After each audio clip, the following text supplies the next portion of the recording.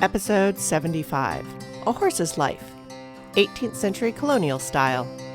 Hello, and welcome to the History of American Food. This week, I'll be looking at the 18th century horse. Before the Revolutionary War, most of the horses this century are whatever's available, and while not rare, are still far from their peak ubiquity. They're pricey to keep and feed, and food for many people is still pretty tight in the colonies, which means, yep, there is 18th century horse eating. So pull up to your place at the table, and let's dig in. The first thing you need to know is that 18th century horses were pretty small and walked differently when compared to most modern horses. The smallness has much to do with the size of the boats carting things back and forth from Europe to the Americas. The boats were small, so really you wanted smaller horses that didn't take up so much room and didn't need so much fodder. The really big horses, those impressive Northern European draft horses that had their big day hauling around nights, they won't make it over until the 19th century, when people have enough money to do something bonkers like bring over giant horses. Besides, at this point in colonial history, if you needed something big pulled, that's what oxen were for. Horses were mainly for riding, and that is where the walk different comes in. When people rode horses to get somewhere, they were typically riding a long way, often a distance that took several days. And if anyone has ridden a horse, not much, and then all of a sudden does so for a few hours or goes on an adventure, as in the mostly still good 90s movie City Slickers, one will notice that it makes you sore. You're working out muscles you don't normally use and jiggling your bones about in unfamiliar ways. For the 18th century traveler, nearly all the roads that were outside of growing cities were just paths, which meant a horse with a comfortable gliding gait was everything. If you've ever watched horse dressage, even if just at the Summer Olympics like I do, no really, it's an intriguing peek into another world. You'll see all sorts of bouncy and springy horse tricks. They look amazing. But these were adapted from military skills. They were needed for training horses to work in 360 degrees, not just forward. And that sort of horse was not used for riding for hours on end. That's both exhausting and rapidly would get uncomfortable. And you'll notice that generals and most prominent cavalrymen of the 17th through the 19th century would have a riding horse and a war horse. They knew the difference. And the result was that most horses of the 18th century British colonies had names like walker or walking horse, pacer, saddler, or saddlebred, pasafino, Spanish for fine step. That is, the way they walked was what mattered. And since everything worth riding to is at least a few hours apart, high endurance was also selected for in the horses. But smooth-gaited horses that could go for miles weren't the only desired traits. There was also a wish for speed. While cockfighting was a popular entertainment, it wasn't the sort of thing you could take the family to, and realistically, it's not suited for large crowds. Horse racing, on the other hand, now that was popular. In fact, those were the first well-documented, sustained city-to-city sports rivalries in the colonies. At this point, there are no official horse racing facilities. It was all in open fields or through the city streets. I was informed in my research that if you live in a particularly old city and it has a race street, guess what happened there? That's right, kids those days were no better than kids these days. The same way cities make rules about no street racing now, they were making the same rules about no street racing then. Except it was no good teenagers and young men causing havoc on their horses through city streets rather than in their custom cars. There was certainly less one could do to soup up one's horse compared to modern automobiles. Yes, I finally watched some of the Fast and Furious movies during the pandemic, and I know about the ginger and the eel things with the equines. But that likely didn't tamp down on the trash talk. It's just that trash talk of the day was a bit more flowery. Using more words and highfalutin sentence structure to fluster one's opponent was definitely what was done. By comparison, the race horses of today, bred over centuries for that purpose only, are strange, attenuated creatures compared to the race horses of the colonies in the first half of the 18th century. The first race horses were not of any breed in particular. They might have had a handful of desirable characteristics in common, but all that really mattered was they were fast. In the 17th century, I spoke of the hodgepodge of horses that were about, and how they were mainly of indifferent Western European stocks. All that really mattered was, would they survive the boat trip? But as you are starting to see, there is a pattern. The 17th century was very catch as catch can when it came to food, animals, houses, gardens, and alcohol. But by the 18th century, refinements were starting to take hold.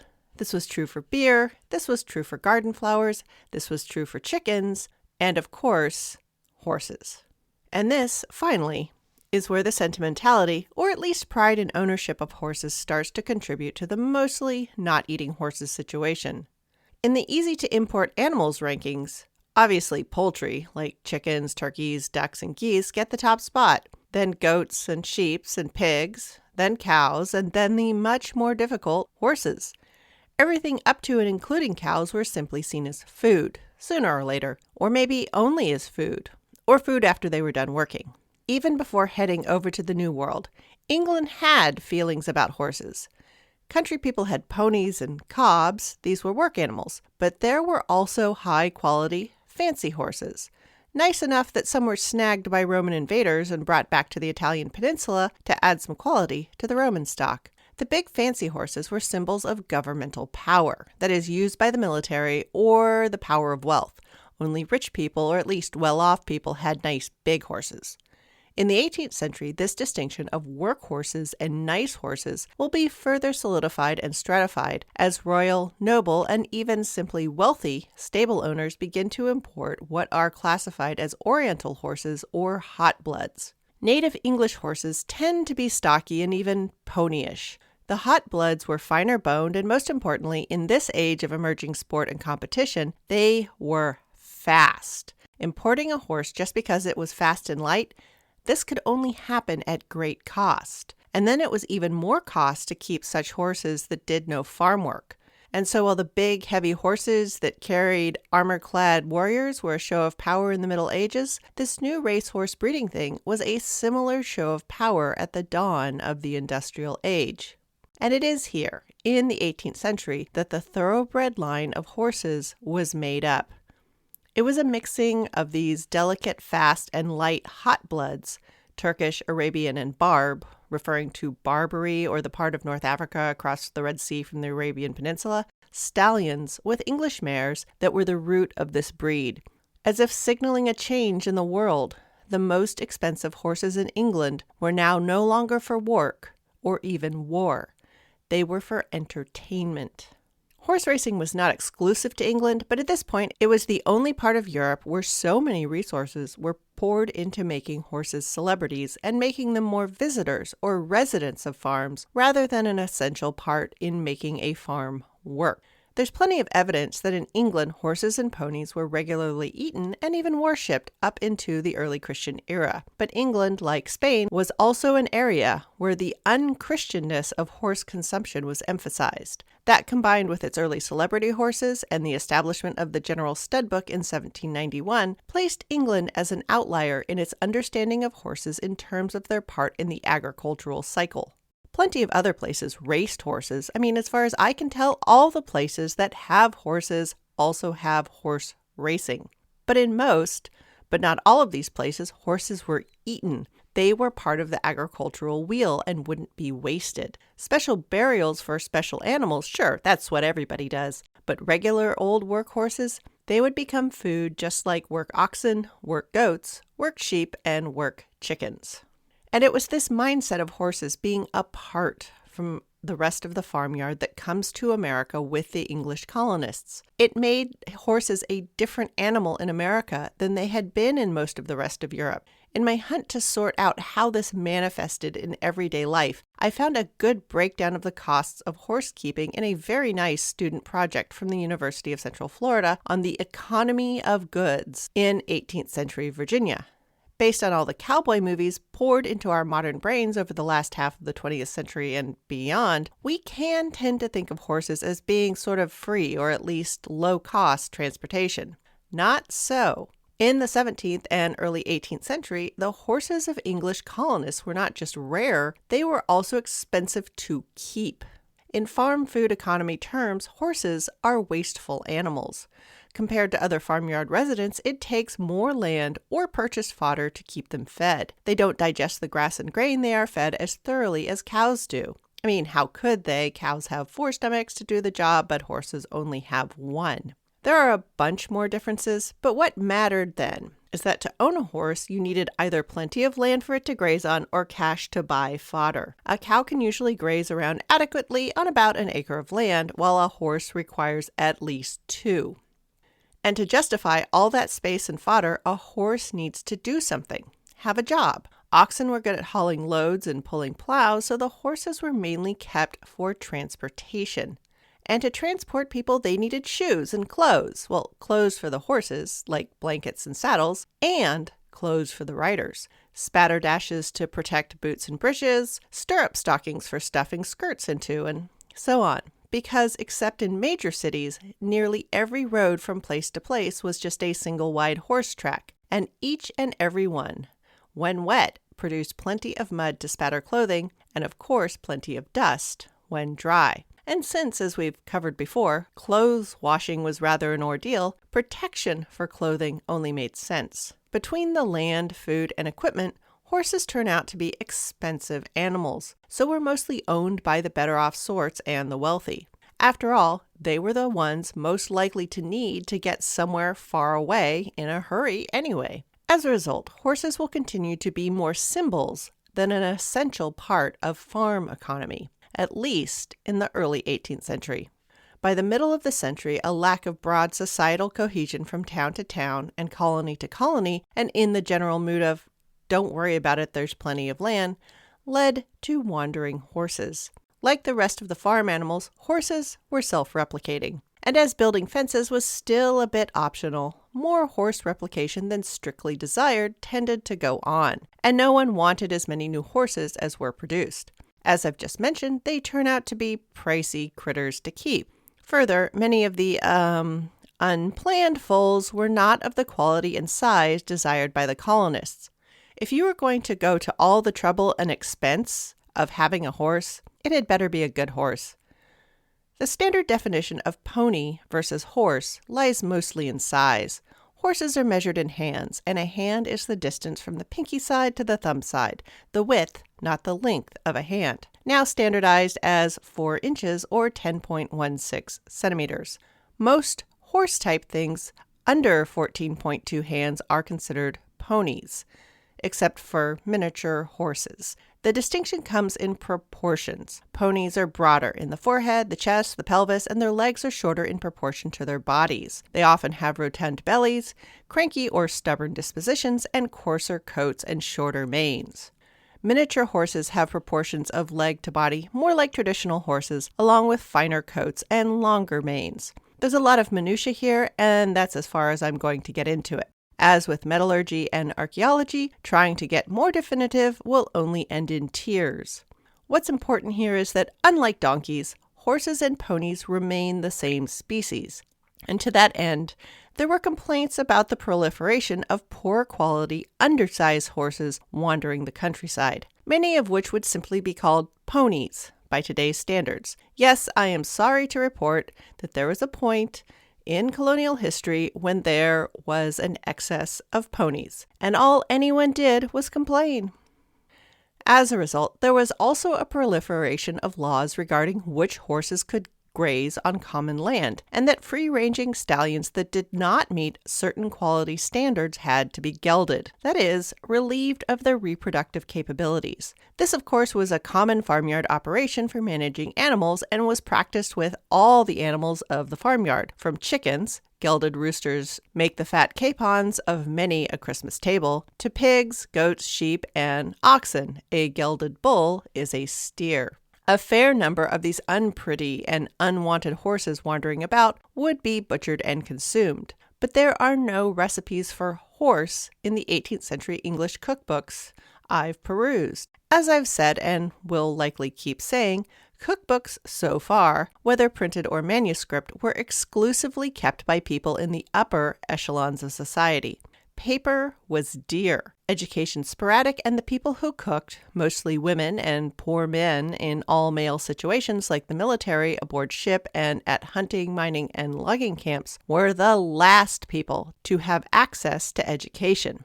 And the wealthy and educated definitely adhered to the no horse eating tendency, unless and until things went terribly, terribly wrong. No one was following or recording recipes during the famine conditions that led to much of the horse meat consumption in the 17th and 18th century colonies. But there were exceptions. First, a quick tour of the non-English settlements along the East Coast that I have mostly been ignoring. There was a Swedish enclave near modern Delaware. There were, of course, the Dutch in the Hudson Valley area. There were the French settlements in what would become Quebec and down around the Mississippi Delta, and the Spanish in future Florida, and along the Gulf Coast of the northern Caribbean Sea. And there were also German enclaves sprinkled about. The Swedish and Dutch and Germans especially had a very different relationship with horses. They were primarily work animals at home, and as the colonists who remained, even as the Swedish and Dutch colonies were taken over by the British king, these colonists retained their habits of treating horses as part of the farmyard. So when the horse was no longer worth its feed, the horse would become part of the dinner menu. Over here in modern times, where most of us either owned a My Little Pony doll or two, or at least knew someone who did, this can seem unimaginable.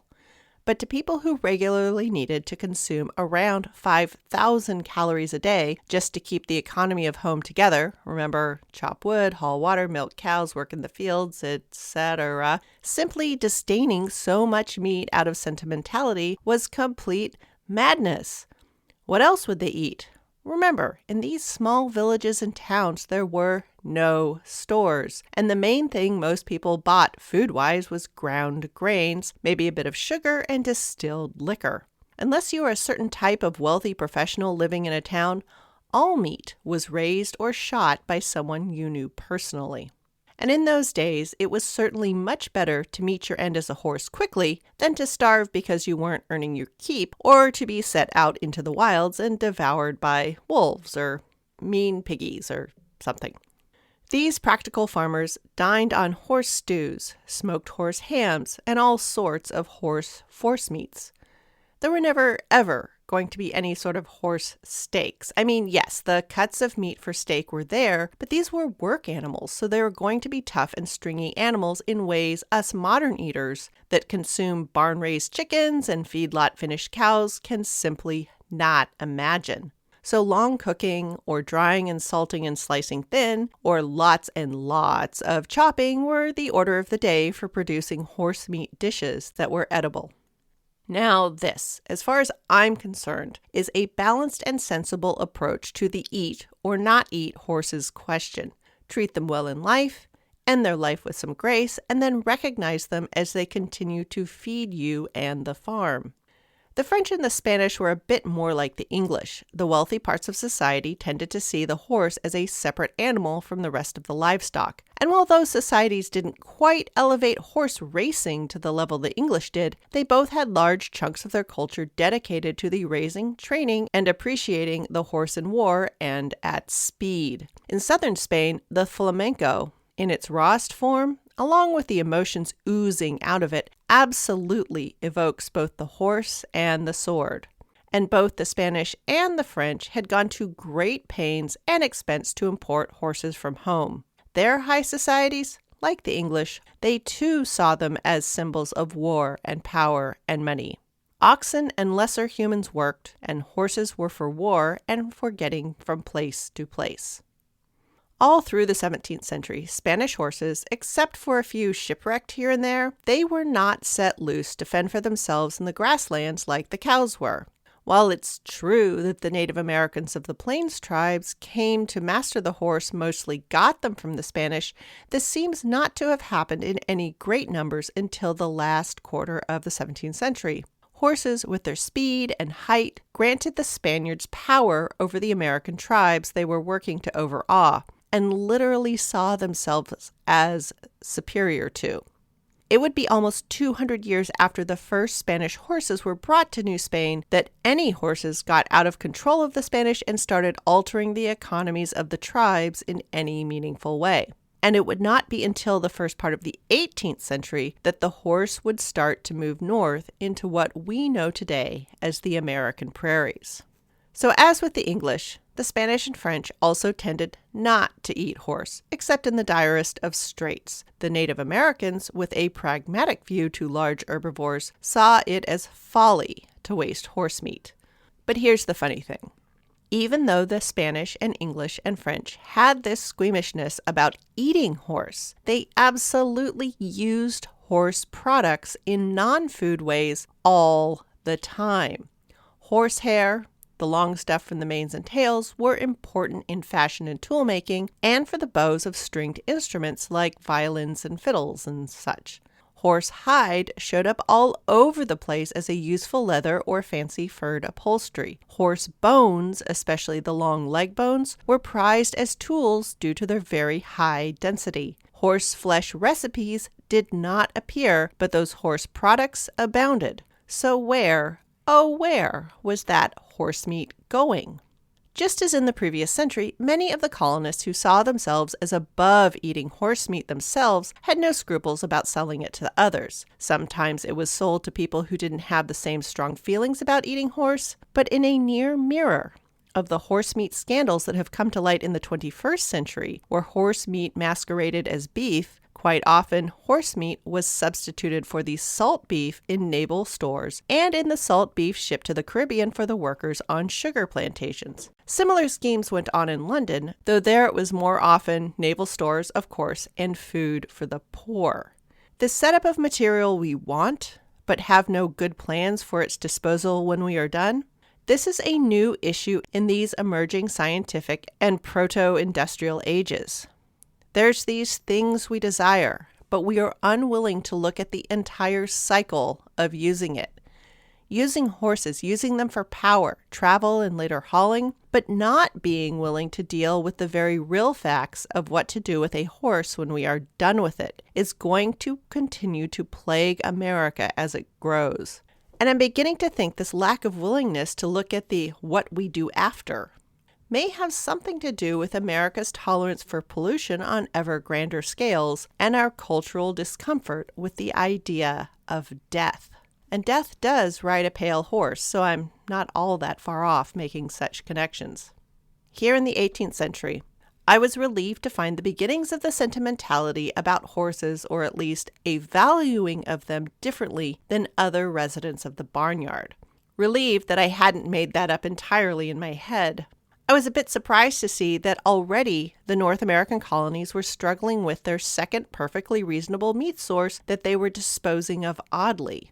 While with the whales, they let it wash out back into the ocean. But with horses, there's already this strange subterfuge about eating it. And our unwillingness to resolve the issue then has carried on all the way into the present. We have a feral horse problem in the United States, and we have an abandoned pet horse problem in this country as well.